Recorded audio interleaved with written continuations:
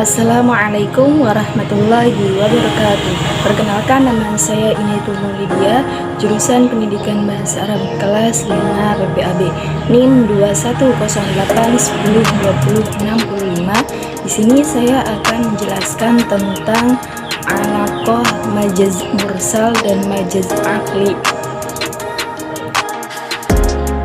Yang pertama yaitu ada pengertian majaz mursal. Majaz mursal adalah kata yang sengaja digunakan untuk menunjukkan selain arti aslinya karena melihat hubungan yang bukan berupa penyerupaan serta adanya pertanda yang menunjukkan untuk tidak menghendaki makna aslinya. Majaz mursal mempunyai beberapa alaqah. Yang pertama yaitu ada juz'iyah, yaitu mengucapkan sebagian untuk menunjukkan keseluruhan. Adanya lafaz yang disebutkan menyimpan makna sesuatu yang lain. Contohnya menyebut kalimat bagi kalam, sebagaimana kalimat la ilaha illahu. Padahal lafaz tersebut adalah kalam, akan tetapi biasa disebut kalimat. Contohnya juga gubernur telah menyebarkan beberapa matanya di kota. Contoh di atas ditafsiri dengan mata-mata. Jadi lafaz al-ayunu adalah majaz mursal, alaqahnya adalah juz'iyah, sebab setiap mata adalah bagian dari tubuh.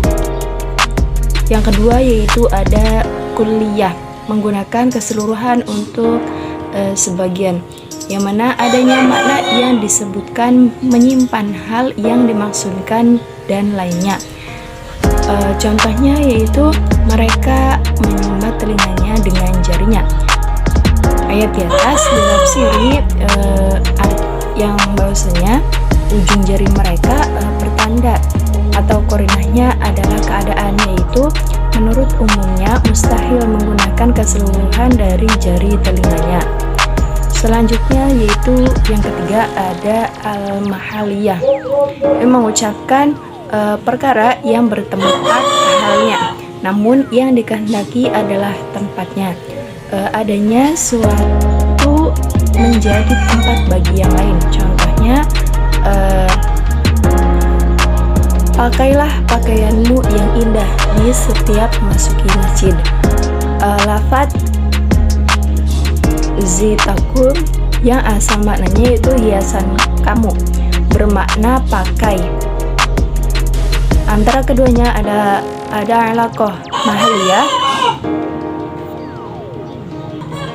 Selanjutnya yaitu ada kebalikannya mahaliyah, yaitu al-haliyah. Adanya sesuatu itu menempati pada lainnya. Contohnya yaitu yang artinya pakailah pakaianmu yang indah di setiap memasuki masjid, yang asalnya bermakna tempat sholat, tapi yang dikehendaki masjid. Pada ayat tersebut lafaz adalah sholat. Di antara keduanya adalah alaqah, korinahnya adalah kesesuaian dalam kalimat dengan sebelumnya. Selanjutnya yaitu ada al-aliyah, mengucapkan alat tetapi dikehendaki sesuatu yang butuh alat. Adanya sesuatu merupakan perantara atau alat untuk menyampaikan pengaruh sesuatu kepada lainnya, atau maknanya merupakan alat bagi perkara yang dipindahi.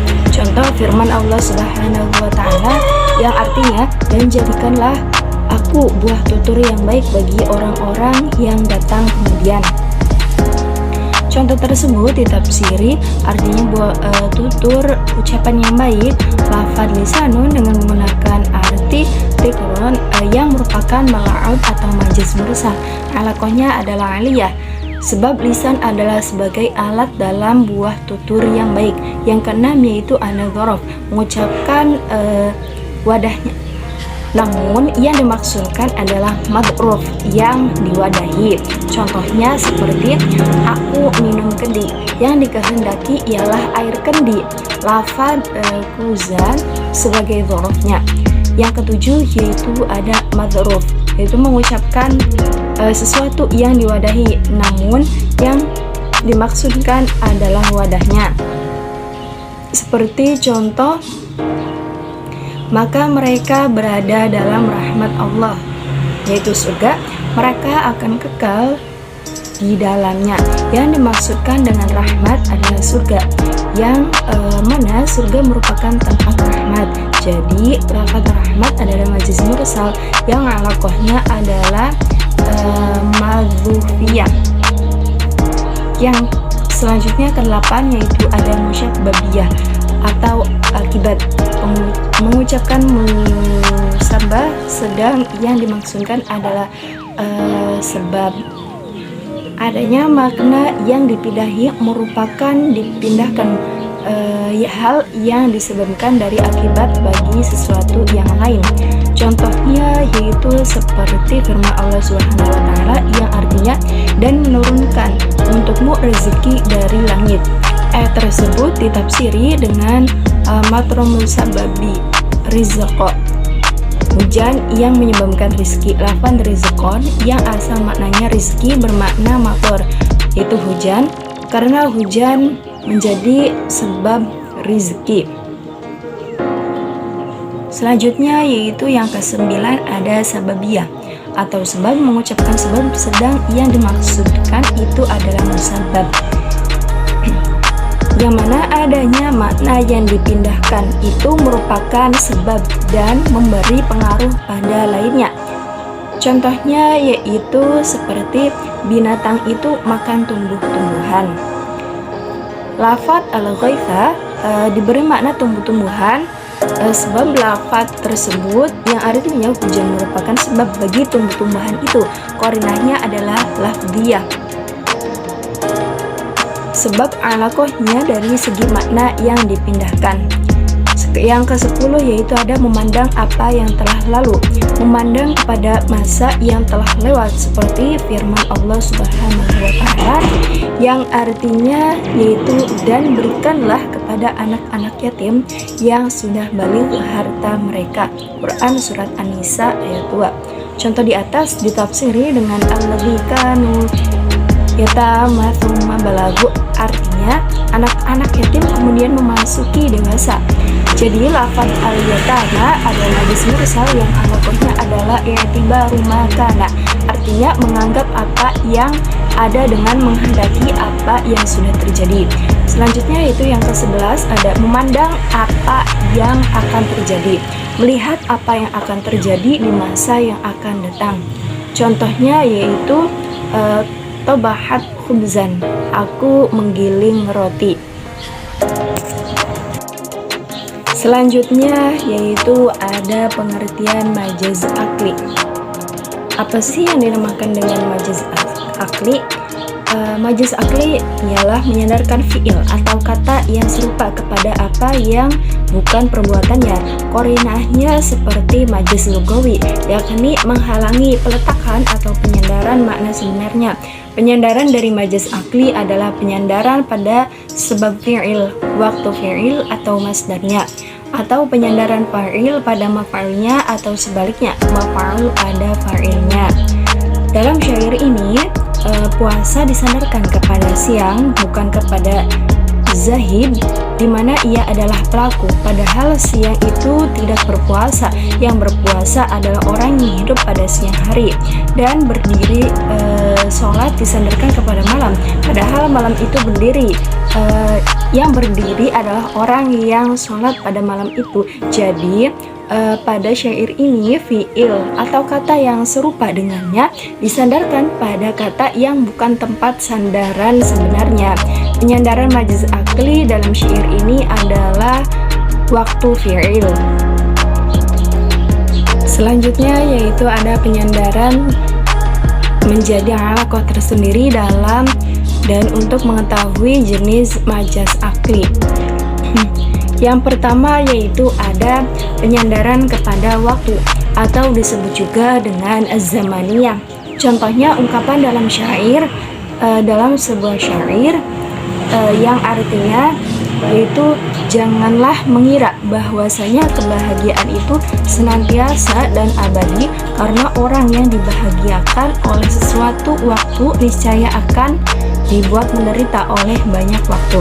Dalam syair di atas, tampak penderitaan dan kebahagiaan disandarkan kepada waktu, sedangkan waktu itu sendiri tidak pernah melakukannya, padahal waktu dengan kebahagiaan atau penderitaan terjadi dalam satu waktu, karena yang menentukan sesuatu itu adalah Allah Subhanahu wa Ta'ala. Ungkapan yang tampak kata yaumun, harinya bahagia, dan harun, siangnya sedih, padahal kata itu hakikatnya tidak pernah sedih, menangis maupun merasa bahagia.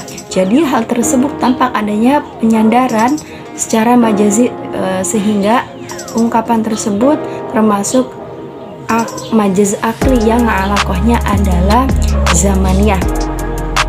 Selanjutnya yang kedua yaitu ada penyandaran kepada tempat atau disebut juga dengan al-makaniyah. Contohnya dalam Quran surat Al-An'am ayat 6 yang artinya, dan kami jadikan sungai-sungai mengalir di bawah mereka, menyandarkan mengalir kepada sungai-sungai padahal yang mengalir itu adalah airnya, sehingga ayat tersebut termasuk majaz akli yang alaqohnya adalah al-makaniyah. Yang ketiga yaitu ada penyandaran kepada sebab atau disebut juga as-sababiyah. Contohnya yaitu dokter itu menyembuhkan orang sakit. Dan contoh selanjutnya ada menteri itu membangun istana. Dua contoh di atas tampak penyandaran kepada sebabnya. Contoh pertama, bukannya dokter yang menyembuhkan, tapi menyembuhkan sang pasien, akan tetapi sang dokter yang memberi saran untuk meminum obat, akan tetapi Allah Subhanahu wa Ta'ala yang menyembuhkannya. Begitu pula dengan contoh kedua, bukannya menteri yang turun tangan sendiri untuk membangun istana, hanya saja sang menterilah yang menginstruksikan untuk membangun istana, dan yang mengerjakannya adalah para pekerja. Contoh yang kedua tersebut merupakan contoh tersebut merupakan majaz akli yang alaqohnya adalah as-sababiyah. Yang keempat yaitu ada penyandaran kepada masdar atau disebut juga al-masdariyah. Contoh dalam firman Allah Subhanahu wa Ta'ala, wa idza nufikha fis-suri nafkhatul wahidah.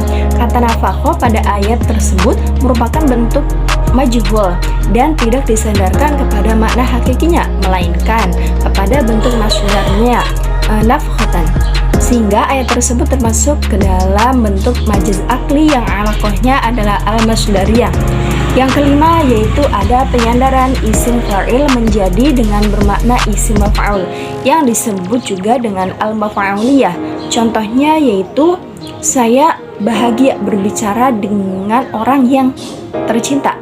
Contoh tersebut terdapat penyandaran dari makna isim fa'il menjadi bermakna isim maf'ul, yaitu al-wamid yang berarti al-mahabbah sebagai pengganti dari al-mawmuk yakni al-mahbub. Jadi yang dimaksud adalah siratu bimuhawdatsati al-mahbubu, sehingga ungkapan tersebut termasuk majaz akli yang alaqohnya adalah al-maf'uliyah. Yang keenam yaitu ada penyandaran isim maf'ul menjadi bermakna isim fa'il atau disebut juga dengan al-fa'iliyah. Contohnya dalam Quran surat Al-Isra ayat 45, dan yang artinya, dan apabila kamu membaca Al-Quran niscaya kami adakan antara kamu dan orang-orang yang tidak beriman kepada kehidupan akhirat suatu dinding yang menutupi. Kata masturun dalam bentuk isim maf'ul yang berarti tertutup diartikan dalam bentuk isim fa'il yaitu satirun yang berarti menutupi. Takwilnya adalah hijaban satirun, sehingga ayat tersebut termasuk majaz akli yang alaqohnya adalah al-fa'iliyah.